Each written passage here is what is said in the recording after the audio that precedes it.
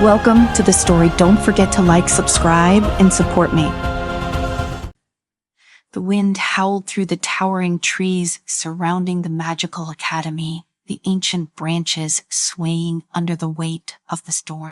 Inside the school walls, whispers of fear grew louder. The rumors had spread like wildfire. Dark magic had returned. Not the usual trickery or low-level curses that students sometimes pulled off for pranks. This was the real thing, a legend long thought to be sealed away. It was said that dark magic could turn the most skilled witch or wizard into something far worse than a monster. No one knew exactly how or when it had resurfaced, but one thing was certain: danger was lurking, and it was getting closer.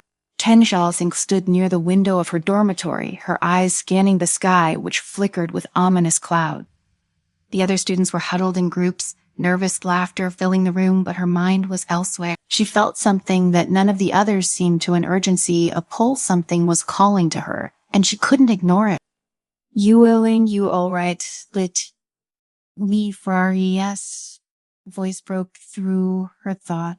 He stood next to her, his usually calm face marred with concern. You've been staring out there for a while. Zhou nodded absent-mindedly, her hand tightening around the edge of the window.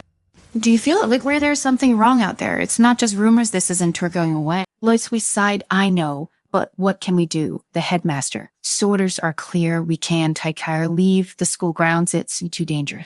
That sounds the problem. Exa cooling replied, her voice steady but determined. Sitting here, stop it. If dark magic really has returned, someone has to find the source and stop it before it spreads. The teachers can tell us everything. Wei looked at her as if she'd gone mad, Yuri not seriously suggesting. I miss a call and cut him off, her gaze intense. We can wait for something to happen. We have to act. Before Lingerie could respond, the door to their dormitory creaked open, and Squang Mi, her face flushed from running, burst in. You guys need to come with me now. I overheard something. Extended calling. Heart leapt. She motioned for Lingerie to follow, and together they trailed behind Zhang Mi as she led them down the corridor, weaving through the school, Sarah Labyrinthine Hall. The academy was quieter than usual, the usual buzz of students replaced with an eerie stillness. When they reached the library, Zhang Mi and Pai slipped behind one of the towering bookshelves, gesturing for them to keep quiet. Listen, she whispered, peeking through the cracks between the dusty tomes. From their vantage point, they could just make out Professor Luo speaking in hushed tones to another professor. Ling strained to hear the conversation. Must be kept secret, Professor Luo was saying, his voice low and urgent. The students can know how close we are. If they discover the obsidian Tomsan power, there will be chaos. But what about the disappearances? They'll start asking questions. The other professor replied, clearly troubled. Lu shook his head. We have it under control. The dark magic is strong, but we'll find a way to contain it before it's too late.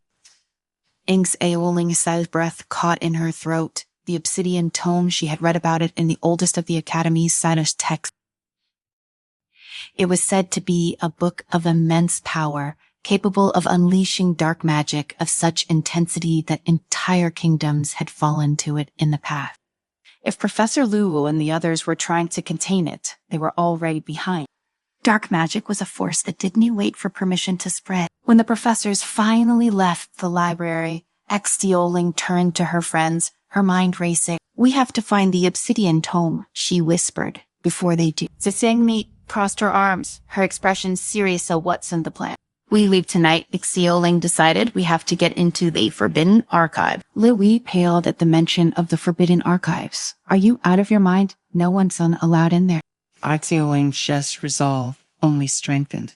Exactly, which means that sour the answers are. As night fell, the three of them gathered in the shadows near the entrance to the archive. The halls were dimly lit by floating orbs of magical light, casting eerie shadows on the stone wall. Ling's heart pounded in her chest, but she forced herself to remain calm.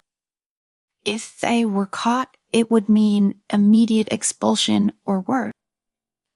Mi kept watch while Li Wei worked to unlock the door with a small potion-infused key he had created earlier in their alchemy class. With a soft click, the door creaked open, revealing a dark staircase that descended into the belly of the academy.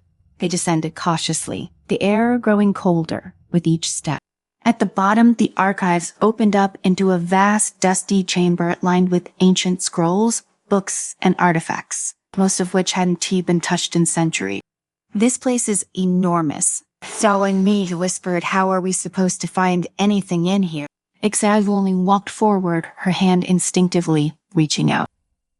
She could feel it, the pull of something powerful. We will know it when we see it. They spread out, carefully sifting through piles of scrolls and old tomes. Hours passed with no sign of the obsidian tome, and just as Exile was beginning to lose hope, a faint glow caught her eye. Tucked away in the farthest corner of the room, almost hidden beneath a pile of other books, was a thick, blackened tome. Its cover shimmered with an ominous energy as if it were alive.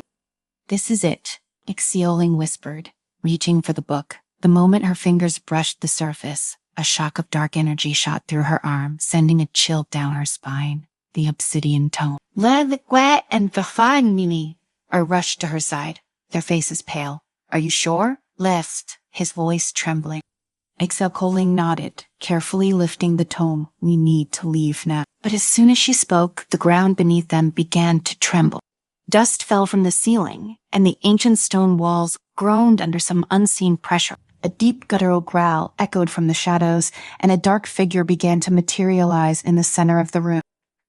"We're not alone," Saringlingi said, her eyes wide with fear.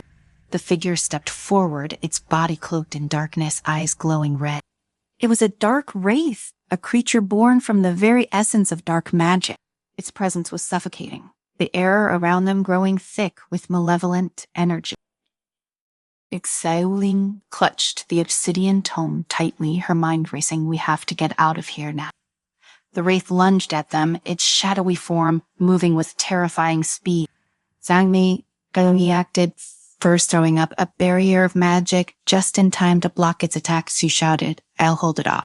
Exile hesitated for a split second before nodding. "Be careful," she called, then grabbed Li Kui's arm, pulling him toward the exit. The two of them raced up the stairs, the sound of the wraith's growls and Zhang Miai spells echoing behind them. As they reached the top, they slammed the door shut, the seal locking back into place. For a moment, they stood there, catching their breath, their hearts pounding in their chests. The dark magic had been released, and it was far stronger than they had anticipated. "We have to stop," this Elena said, her voice trembling but determined. The professors don't understand what they were dealing with. If the obsidian tome isn't sealed, the entire world could fall to dark magic. Li Wei glanced at the tome, his expression grim. "But how we reach us students exiling, this is bigger than us." Exile met his gaze, her eyes burning with resolve. "Maybe, but if we don't do something, no one else will." Exile and Lingerie stood outside the archives, their hearts still racing from their narrow escape. The obsidian tome in Exile's hand seemed to pulse with dark energy, its weight far heavier than a book should be. For a moment, they didn't speak, only exchanged a look that communicated the gravity of what had just happened. They couldn't stay here, not with dark magic stirring within the academy and an ancient evil awakening. "We have to find enemy," and Exile said, her voice hushed but urgent. She couldn't bear thought of leaving her friend behind with that dark wraith lurking in the shadow. As if on cue, the door to the archives creaked open, and Zhang Mi emerged, her face pale but determined. "I held it off as long as I could," she said, her breath ragged. "But that thing, it's not like any dark creature I've never fought." Exile nodded. "We need to leave the academy. The professors, they were hiding too much. If we really to stop this, we need to find where the dark magic is coming from. The obsidian tome isn't high enough on its own." A weary glance at the blackened tome, but nodded in agreement. "Then where do we start?" The forest Exile said, "The legends say that the original dark magic came from deep within the enchanted forest. That's where we will find our answer." Little Wee's eyes widened. "The forest is off limits for a reason. If the dark magic is out there, it'll be even more dangerous than what we've already faced." "I know," Exile replied, her voice steady, "but we don't have a choice." The three of them moved quickly, slipping through the shadows of the academy grounds and making their way toward the edge of the enchanted forest. The wind howled through the trees, and the thick canopy above blocked out most of the moonlight, casting the world around them in deep shadow. Every sound, the crackle of leaves beneath their feet, The distant hoot of an owl seemed amplified in the stillness of the night. As they ventured deeper into the forest, the air grew colder, the magical energy in the atmosphere shifting from the familiar warmth of the academy sea protective wards to something far darker. The trees themselves seemed to watch them, their branches twisting and curling in unnatural shape. Salome. I walked beside Exhaling, her eyes scanning the tree line. Do you think we were being followed? Exhaling didn't tell it to her right away, but she had the same feeling. The hairs on the back of her neck stood on end, and every instinct told her they weren't tree alone. Maybe, she said softly, gripping the obsidian tome tighter. We need to be ready. We, walking slightly behind them, kept his hand on the pouch at his waist where he stored his alchemical potions. If something comes at us, I'll have a surprise for them. Did it take long for the forest to show its true face? Out of the corner of Exhauling's eye, she saw movement, a shadow darting between the trees. She turned quickly, but there was nothing there, just the silent, twisting shapes of the forest. I saw something, she whispered. Saying me nodded. Me too, stay close. They moved forward cautiously, every step filled with tension. The shadows in the forest seemed to grow thicker, closing in around them like a living, breathing entity. Exhaling could feel the dark magic pulsing through the air stronger here than it had been even in the archive. Suddenly, without warning, the ground beneath them shifted, a trap. Exhaling felt herself falling, the earth crumbling away beneath her feet as she and her friends plunged into the darkness below. They hit the ground hard, the impact knocking the wind out of Exhaling's Sangyang. She gasped, pulling herself up on shaky arms, the obsidian tome still clutched tightly in her grasp.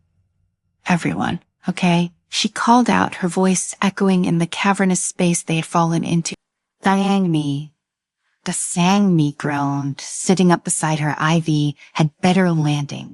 Li coughed, pulling himself out of a pile of dirt and rocks. I think I'll survive, but where the hell are we? Exhaling looked around, her eyes adjusting to the dim light. They were in a vast underground chamber, the walls lined with strange glowing symbols etched into the stone. The energy here was thick with dark magic, and Exhaling could feel it pressing down on her like a weight. This isn't just a trap, she said quietly, her eyes scanning the chamber. This place, it was built for something powerful. So thank me. I stood up, brushing the dirt from her clothes. The question is, what? Before Exhaling could answer, a low growl echoed through the chamber. Her blood ran cold as the sound grew louder. Closer, out of the shadows, the dark wraith emerged, its eyes glowing with malevolent light. It followed us, Li Wei whispered, fear creeping into his voice. So me. I stepped forward, her fists crackling with magical energy. We can't run this time. We have to fight. The wraith lunged at them, its shadowy form shifting and swirling like smoke. Me. Yeah, I threw up a shield of magic, but the wraith's claws sliced through it as if it were paper. Exhaling stepped forward, her mind racing. They couldn't defeat this thing with brute force. It was too powerful, but maybe, just maybe, there was another way. She opened the obsidian tome, flipping through the pages as fast as she could. The words on the page seemed to writhe and shift as though they were alive, but Exhaling forced herself to focus.